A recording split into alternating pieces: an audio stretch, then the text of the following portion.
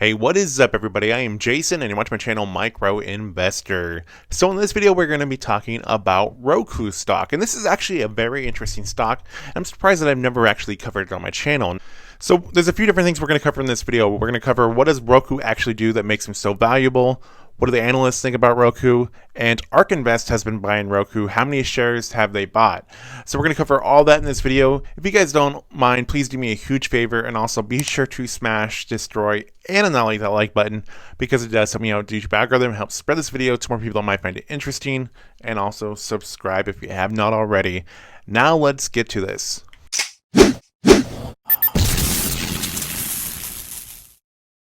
Over the last year, Roku stock is up around 65%, but the more impressive thing is that over these last 3 months, Roku stock is up 45%. And if we look at Roku stock from when they went public in September of 2017, they're up an impressive 1,300%.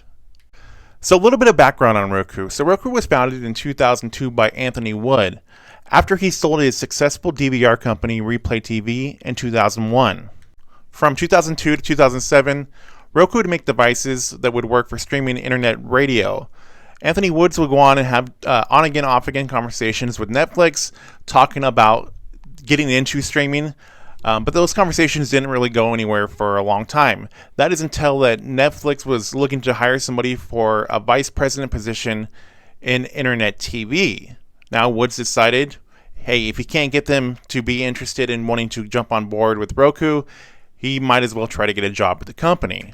So in 2007, he was invited to work for Netflix. Now, Anthony Woods had to work out a deal with Reed Hastings, the CEO of Netflix, to be able to keep Roku and also be the VP of Internet TV over at Netflix. But Anthony Woods was really the best guy for this job because he was an early founder of DVR systems, which were the first things that really hurt cable TV programming.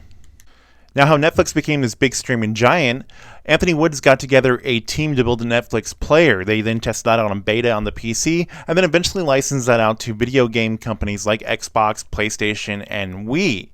Now, from there, Anthony Woods said, hey, we need to make sure we get our own device where anybody can watch Netflix on their TV. Now, Netflix wasn't really up for doing that.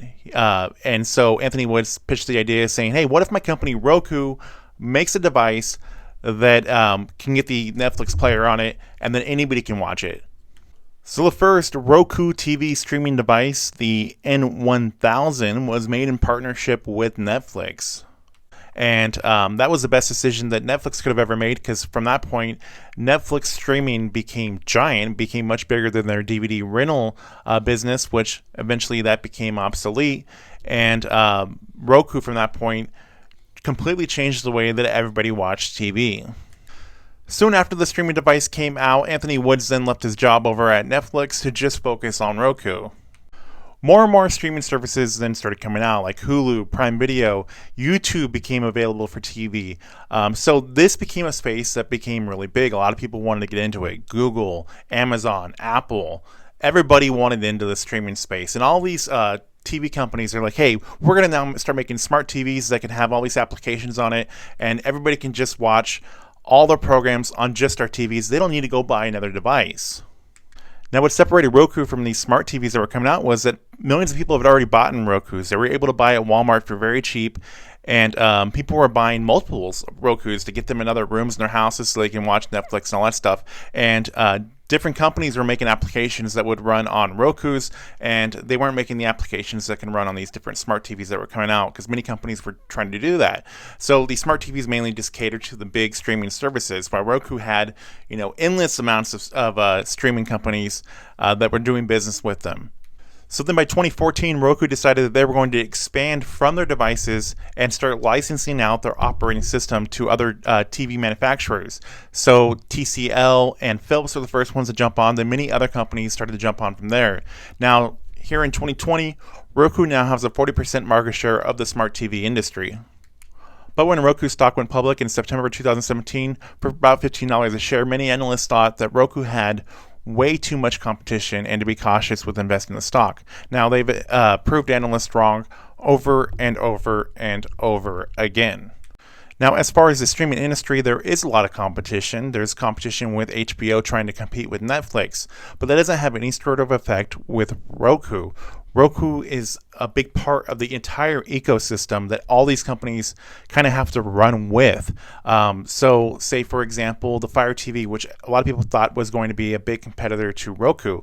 Well, it's a competitor to the Roku devices, but not to Roku itself. Now, on the Fire TV, one of the biggest applications on there is the Roku channel. And say for the Apple TV, a lot of people thought Apple TV was going to be another competitor to Roku. That's not true. Actually, one of the most watched places for Apple TV is actually on a Roku device. So Roku is just this big part of the entire ecosystem that helps run the entire streaming industry. Now, recently on October 15th, an analyst with KeyBank Capital Markets suggested that positive news for Roku is already priced in. He said, however, Roku is still in the early stages of expansion and coming from behind in markets where Android Europe and TV OEMs Asia have large installed bases. He wrote, barring signs of more meaningful progress internationally, we struggle to see multiple expandings further. Given the historic volatility in shares and the timing of international catalysts, we believe downgrading to sector weight is appropriate at this juncture. But on October 16th, an analyst at BofA raised its price target, saying that these streaming services will continue to compete and Roku will continue to gain market share, which is also what I said a little bit ago. The competition is in the streaming services, not with Roku. And nothing is stopping fund managers like Cathie Woods of ARK Invest, for example, from being bullish on Roku stock. Just from October 15th to October 16th, Cathie Woods added another 17,000 shares of Roku to ticker symbol ARKK, which is their actively managed ETF, where Roku is 5.5% of the holdings and the fifth largest holding in that ETF, with around $600 million worth of Roku. And Cathie Woods added another 7,000 shares of Roku to ticker symbol ARKW, where Roku is 6.7% of that ETF's portfolio and the second largest holding in there with around $200 million worth of Roku stock. So Roku's business is still very much growing and they're performing like the typical growth stock. So trailing 12-month income, the revenue is $1.35 billion and their net income is negative $138.6 million. Now in their most recent quarter, they had cash of $886 million on hand and a total debt of $431 million. So I'd like to hear everybody's thoughts on Roku stock. Is there anybody out there that is invested into Roku? And is there anybody that has been holding on to Roku shares for, say, a couple years now? I'd like to know. So as always, everybody, please like, share, comment, and subscribe. I have new videos coming out on my channel all the time. Thank you guys for watching. I will see you all in the next video coming very soon.